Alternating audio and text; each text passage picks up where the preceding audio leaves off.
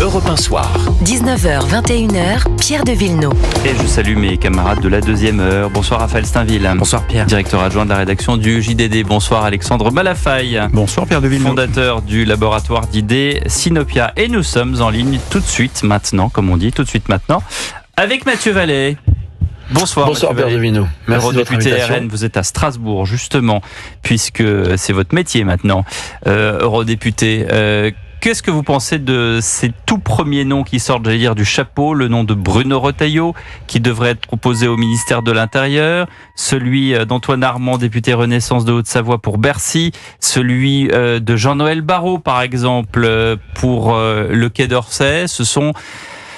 On l'a dit, le RN a le gouvernement sous surveillance. Alors, monsieur le surveillant, qu'est-ce que vous pensez de ces noms qui sortent du chapeau ? La fin de la récré n'est pas encore sifflée, donc on va voir ce que ça donne définitivement. Mais en tout cas, ce qui est sûr, c'est que des noms, pour l'instant, que la presse fait fuiter, puisque c'est pas officiel. On n'a pas monsieur Dupond-Moretti, on n'a pas monsieur Darmanin, on n'a pas monsieur Bertrand. Donc, les lignes rouges qu'on avait fixées sur les noms qu'on ne souhaitait pas voir dans ce gouvernement, non pas parce qu'ils ne reviennent pas, mais parce que ils avaient méprisé et insulté les électeurs du Rassemblement national, c'est logique qu'ils ne figurent pas au gouvernement, sinon c'était une censure. C'est une deuxième étape. La première étape, c'est celle du Premier ministre qui respecte nos électeurs. La deuxième étape, c'est le gouvernement qui ne doit pas reprendre les mêmes et recommencer la même politique. Le troisième, ça sera la politique générale que présentera monsieur Barnier et qui déterminera grandement ce qu'on décidera par la suite, notamment Marine Le Pen et Jordan Bardella. Vous êtes en train de surveiller le gouvernement Barnier. Vous êtes également, j'imagine, d'un autre œil, même si vous y pouvez pas grand-chose, en train de surveiller Emmanuel Macron. Si monsieur Barnier, par extraordinaire, se fait, j'allais dire, remercier de l'Élysée ce soir et doit repartir avec sa copie biffée de plusieurs noms, quelle sera la réaction du RN ? Nous, on attend que le gouvernement soit nommé, mais au plus on attend, au plus les victimes s'accumulent des délinquants, des multirécidivistes, au plus la dette se creuse. Vous avez vu que les placards de Bercy sont pleins de cadavres financiers.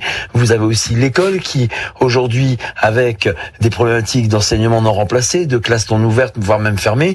Donc les problèmes continuent et il faut arrêter de nous faire un secret story pour le gouvernement. Il faut rapidement qu'il soit nommé, qu'il se mette au travail, qu'il se présente devant l'Assemblée nationale pour présenter une politique générale et pour présenter des actions concrètes. Pas celles qui n'ont pas marché depuis 7 ans, celles que nous proposons, qui sont courageuses et disruptives, puisque c'est ce que les Françaises et les Français ont demandé lors des précédents scrutins, notamment européens et législatifs. Question de Raphaël Steinville du JDD. Oui, bonjour Mathieu Vallet. Si on ne connaît aucun nom des membres de ce futur gouvernement, on connaît les grands équilibres et la part belle est faite notamment aux ministres issus d'Ensemble pour la République. Qu'est-ce que cela signifie pour vous? Comment vous caractériseriez ce futur gouvernement?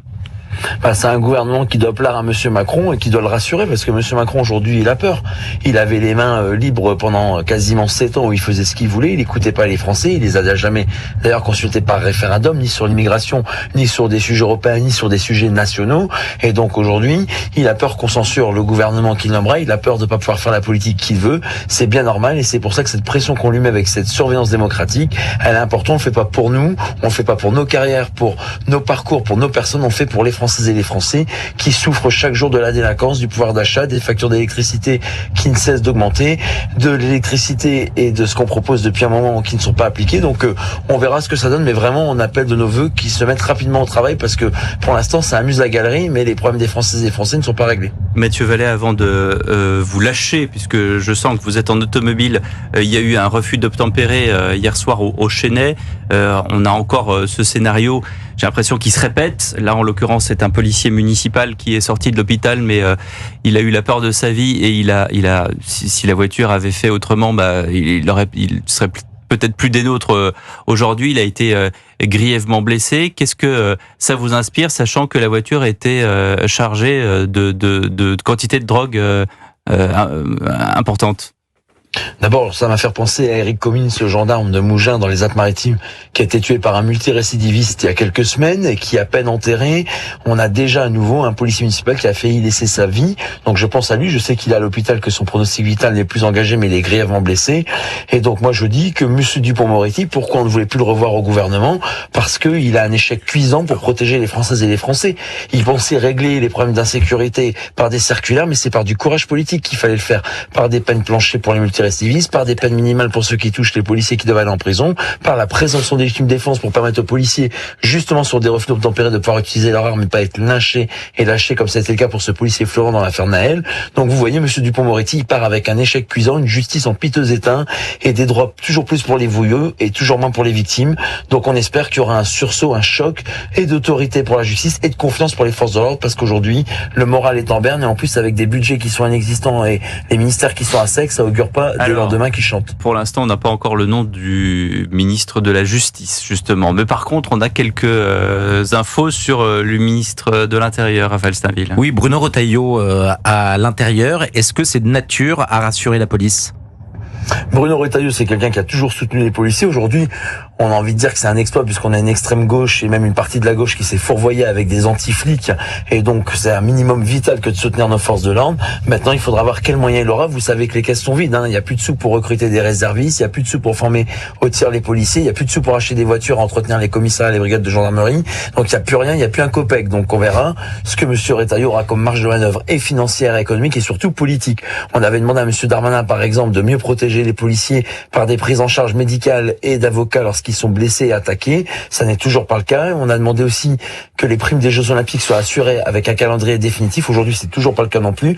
Donc, on verra les actes au-delà des paroles, mais c'est vrai que on avait exigé évidemment que ce soit pas monsieur Darmanin qui soit reconduit, encore moins des anti-flics comme la gauche le revendiquait. Une dernière question pour vous, Alexandre Malafaille. Je voudrais profiter de votre présence pour vous poser une question d'Europe, qui est au cœur de votre mandat.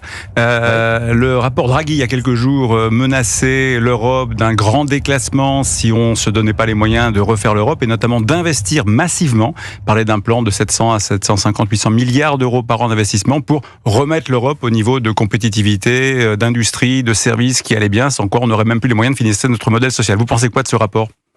Moi, je pense que ce rapport, c'est beaucoup de vent et beaucoup de prétentions. On a des pays qui sont comme la France, comme la Grèce ou encore d'autres pays à sec en termes de budget, en termes de déficit. On sait qu'aujourd'hui, l'argent, on ne l'a plus. Vous savez que nous, pour réduire le déficit français, on veut réduire la contribution française au budget de l'Union européenne.